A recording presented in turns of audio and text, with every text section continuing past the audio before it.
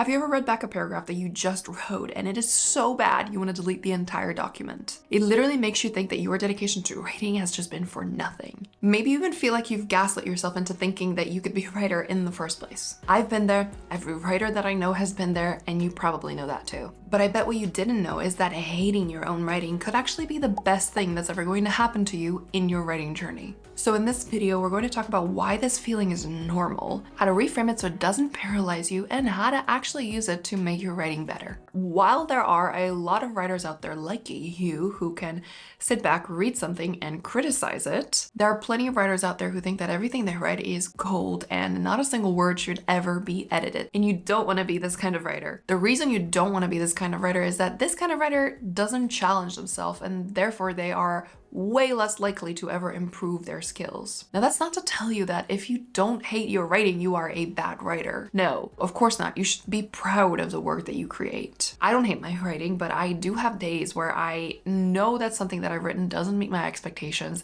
I also know that there are plenty of scenes or passages that could use quite a bit of work. But I also have certain scenes and passages that I absolutely love, and I can tell that they are some of my best work. But that's the key phrase that I want to draw your attention to.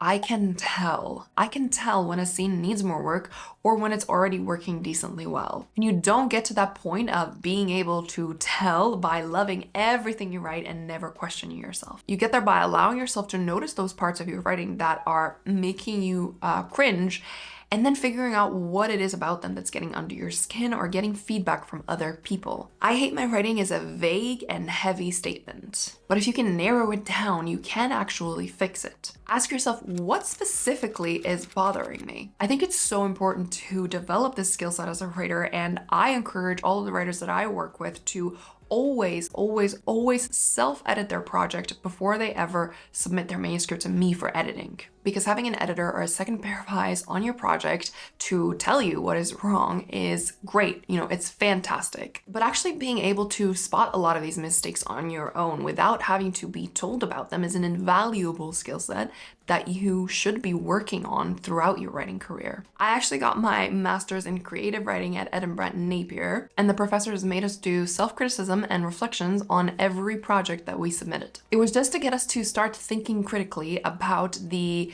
things that we wrote so that we could come out of there with a sense of confidence about what we were doing. So for example, your insecurity might be coming just from your sentence level skills, from the word choice or the clunky paragraphs. That's entirely different from your whole novel idea being crappy.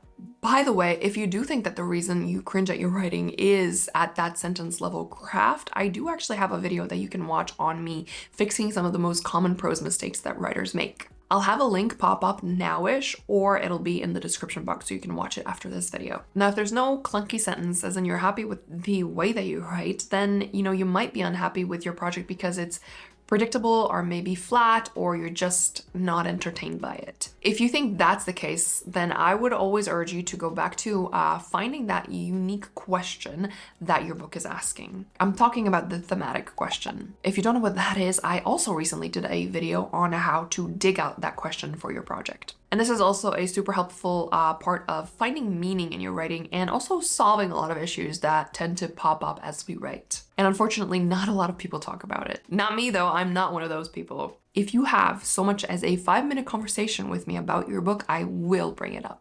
I can promise you that. Okay, now that we've identified what part of our writing we hate, let's talk about one of the most common reasons as to why we hate our writing. We tend to compare our first drafts to someone else's final published work, to the books that we read recently, or to our all-time favorite classics, or even just completely out of context quotes that we see on TikTok. So the books that you compare yourself to probably went through like 10 rounds of edits. They're not that author's first version of that book. They're just not. So why do you do that to yourself? It's not a fair comparison, and you know that. Published books go through multiple messy drafts before they shine. Sometimes dozens, and you are just not seeing that. You're seeing the final glossy version that had the benefit of time, professional editing, and rewrites. And I think it's worthwhile mentioning that a lot of writers still to this day don't understand the concept of rewriting and having a second or third or even fourth draft. One of the fastest ways to hate everything that you write is to try to make it perfect as you are still creating it. Drafting that first draft and editing or rewriting a second one are two completely different experiences. And you have to make it to the end of that first draft in order for your rewrites to actually feel good. You can't write a first and second and third draft all in one go as much as you might want to. It just doesn't work that way. We write the whole thing first, even if it sucks, even if there are parts that are wobbly, because you need to have the whole thing there so you can actually look at the whole thing. You can't fix it if you don't even have the whole thing there. So try to put some trust in that second draft. It's always better than the first one, and you might surprise yourself with just how much better it can be once you actually get there. Obviously, apart from the comparison and the revision issues, we sometimes also just hate our drafts because it feels endless and overwhelming to write them. Writing a book is a huge task, and it takes time and dedication, and it's very easy to get frustrated because we don't get that instant gratification or dopamine hits. Like if you write a short story, for example, that takes considerably less time, and you can be like, oh great, I finished that in one night. I feel so accomplished. But with books, the finish line takes a while to reach. So try narrowing your focus or setting up different goalposts for yourself. You're just gonna have to create small steps of celebration. I tend to do this for every single scene that I finish. It's like a little pat on the shoulder and a milestone that I hit. It doesn't have to be tied to actual words on a page or a scene or a chapter written, by the way. Your goal could be just to write for 10 minutes before you sleep every single night or every single morning just as you wake up. It can even be to fix a plot hole or just draft down some dialogue for a future chapter so that you know that chapter is going to be easier to write once you get there. Celebrating these little steps can help you, build that confidence in little ways, and those add up over time. Now, if you are feeling constantly frustrated with your writing, it might not have to do with your skill level at all. It might just mean that you are burnt out. And I'm afraid that in the case of creative burnout, there's only ever going to be one solution. And that is to take a lengthy step away from whatever you are trying to create and just take care of yourself. I mean that in earthly ways. Feed yourself healthy.